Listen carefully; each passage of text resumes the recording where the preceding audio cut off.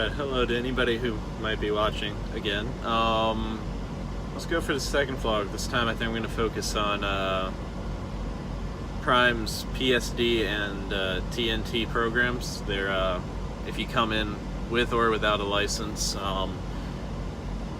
you may have to go through that program. So I just figured I would go ahead. I went through both of them, so figured I'd go ahead and tell you a little bit about them for the folks who are curious. PSD program, you will, if you come in without a license, you're guaranteed you're going to have to go through the PSD program. It's Prime Student Driver. You come in, you go through a 1-week orientation, or if you do it on a holiday week like I did, you get 4 days instead of 5 to complete the same amount of work. It's not really all that hard work-wise. It's a bunch of CBTs, computer-based trainings. You have to go to the sim lab every day. Sim lab, you go in there, you have to, your driving test when you take it is going to be in a manual truck, even though a large part of Prime's fleet is now automatics. I mean, my truck's an automatic. I wish it was a manual sometimes until I get in a city, and then I'm glad I have an automatic. But they still make you test out in a manual. That way you don't have the automatic only restriction on your license, because unlike a car with a truck, if you test in an automatic, you cannot drive a manual truck until you have passed the driving test in a manual truck. They actually do put that restriction on your license with these big trucks. But PSD, you're going to go through your orientation. They're going to hand you out a packet to study for your driving test, tell you exactly what you need to know to pass the permit test. You're going to do your permit testing the first try. You will actually, I think the first day you can try 2 or 3 times. You're actually going to do that at Prime. The Highway Patrol comes to Prime. Hey buddy, that's nice and close to the front of my truck. Sorry. Highway Patrol actually comes to Prime and lets you take the test there on the premises at the training center. If you don't pass it on the first day in those first 2 or 3 tries, you have to go down to the DMV, and I think you get 2 tries a day for the next few days.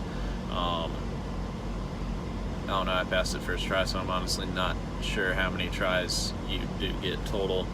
But you'll get your permit, you'll do the sim lab, which they have these very large, pretty high-tech simulators in there that teach you how to do the basics of driving the truck, how to shift the 10-speed, how to double clutch, how to merge in with traffic, just the basics you need to know to be able to drive a truck. And then you'll finish out your CVTs, you'll get all the lectures on what to and what not to do at Prime, what Prime expects of you, what to do if you're in an accident, what to do if a shipper tries to refuse a load, all that kind of stuff. PSD is not going to be division specific. When you're in PSD, most of the students in there are going to be reefer division. That's Prime's largest division by far, followed by flatbed, and then tanker, and then probably intermodal, I think, is smaller than tanker division. So most everybody in there is going to be a reefer driver anyways. It doesn't really matter while you're in PSD. You're not actually driving a truck. The sim lab, it doesn't change how the truck drives on the simulator or anything like that, so none of that's really important. It's only important when it comes to the end of your orientation week, when they're assigning you trainers. Obviously, if you're in the reefer division, there are a ton of reefer trainers. It's the largest division, so all the reefer students very quickly will get a trainer. Usually on Friday they will already have their trainer.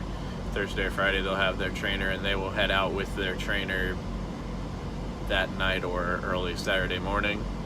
On flatbed, I got my trainer on Saturday, so I spent 1 extra night there. You will share a room while you're at Prime pays for your hotel. They pay for your Greyhound ticket to come out there. Prime owns 2 hotels in Springfield, Missouri. You'll stay at the Campus Inn unless it gets completely full, and then they might put you up at the Oasis next door, which is also Prime owns the Oasis as well. And the Fire and Ice restaurant that's in Oasis, which has very good food and drinks, but you're not allowed to have drinks while you're a student. It is completely forbidden to have a drink while you're in the PSD or the TNT program. Just heads up. But they'll put you up in the hotel, but while you're a student, you do have to share a room with another student driver. There will be 2 of you in a room,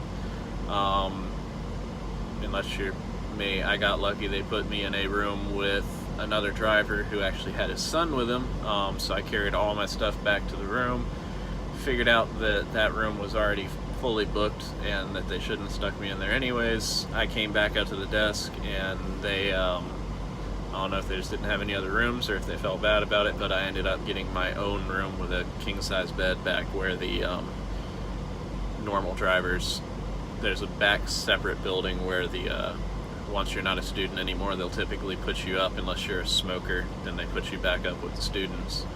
But if you're not a smoker, they'll put you back in a little separate building where they put all the drivers at. That's actually where I ended up getting to hang out for the week, so I had my own room for the week, which was very nice. It was a pleasant surprise. I wasn't expecting it. But yeah, so you share the room. Come Friday or Saturday, in my case, you get your trainer, and you, right out of, as soon as you get your trainer, when you go out on the road, right away you're driving with a load, unless you're tanker. Tanker, you can't drive a loaded tanker trailer until you have your actual CDL. You can't do it on a permit. Flatbed and reefer, you can go out right away with a load, fully loaded truck, and drive down the road just like any other driver, other than the fact that your instructor has to be sitting in the passenger seat or standing right outside the truck the whole time while you're operating it, where they can monitor you, kind of like when you have your learner's permit in a car. And then tanker, as I said in the last video, and I'll repeat it again, can't drive the loaded trailer, so it tends to take a little bit longer in the tanker division because you can only drive the trailer while it's empty. So after you get emptied out, you can drive it to the tank wash and to the next shipper, and then that's it. My second or third day out on the road with my PSD trainer, we had a 45,000 pound load, which was the metal poles that support the guardrails on the side of the road, and we hauled them out over Monarch Pass in Colorado. So my second or third day, I got to take 45,000 pounds over a 6% grade mountain, and it is, I believe it's like 12 miles of 6% grade on one side and 9 or 10 miles on the other side. So I very quickly learned how to deal with what is a very steep grade in a in that heavy of a truck. A new message has arrived. That's Karen, the Qualcomm. She will run your life if you come work for Prime. The little computer in the truck, she tells you what to do and all that fun stuff. I'll introduce you to Karen in a later video. Keep your medical current. Yeah, gotta keep your medical current. That's another thing during the PSD program and orientation. Day one, you're gonna come in, you're gonna do pee in a cup, drug test, you're gonna do your medical, you're gonna do all your paperwork with Prime, to your background check, and they do a pretty in-depth background check to make sure they know who they're putting in their trucks, who they're hiring, the drug test, doing the CBTs, getting your medical. They have their own doctor's office there at Prime, either in the Millennium building, which is, from what I've heard from other drivers who have come from other companies to Prime, is by far one of the nicest terminals out there of any trucking company, and it is one heck of a terminal. It's got a restaurant, it's got a spa, it's got a gym, the salon, it has bunk rooms, so if your truck's down and you don't want to stay and you can't get a room at the hotel, you can stay one night in a bunk room. They've got free showers. They've got discounted laundry. At a truck stop, laundry I think is like $2.50 to wash and another $2.50 to dry. At least at the Springfield terminal, that's the only place I've ever done laundry at, it is 75 cents to wash, or maybe it's 50 cents to wash and 75 cents to dry. So you can do wash and dry for less than you can do just a wash or a dry at a truck stop.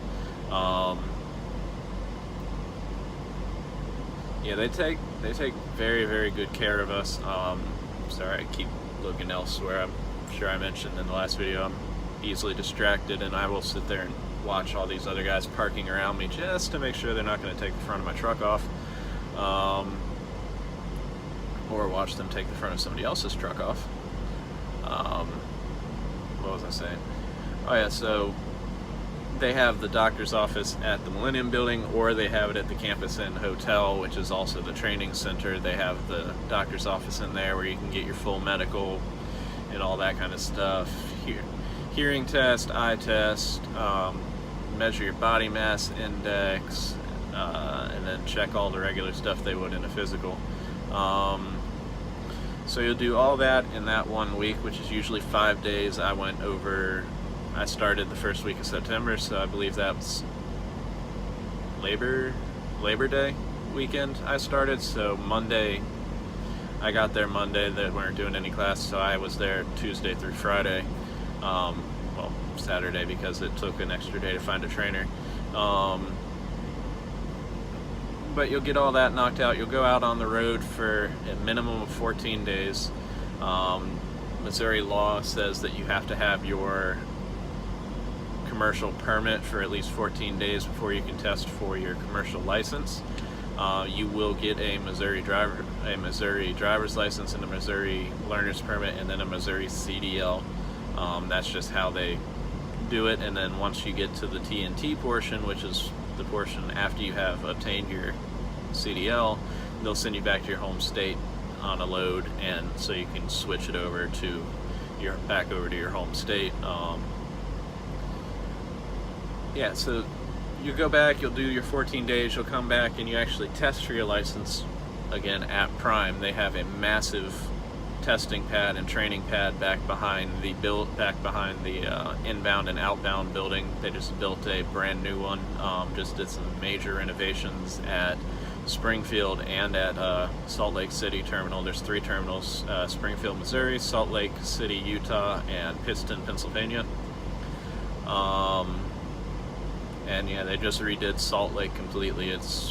I went there in October, and it was little tiny. You drove through like a oversized shed to get in, and then it was just parking and bathrooms, and that was the majority of the terminal. And now it's one heck of a terminal. It's very nice. Pittston is up in the mountains. It's smaller, but it's nice. They've got the showers, they got a restaurant, spa, gym, all that kind of stuff there. And then Springfield is just a massive terminal. It is amazing how large Springfield's terminal is, and it is, as I said, very, very nice. But you actually do your CDL test there. They bring out the instructors, and they will sit there, and you'll have to pass your walk around. I can't stress enough, study the walk around, because you don't know what sections you're going to get. And if, God forbid, you get the full truck walk around, Lord have mercy on your soul. Luckily I did not get that one. I'm good at memorizing stuff, but I would have been in trouble with that one. You have to do your backing test. I'm pretty sure you have to do an alley dock,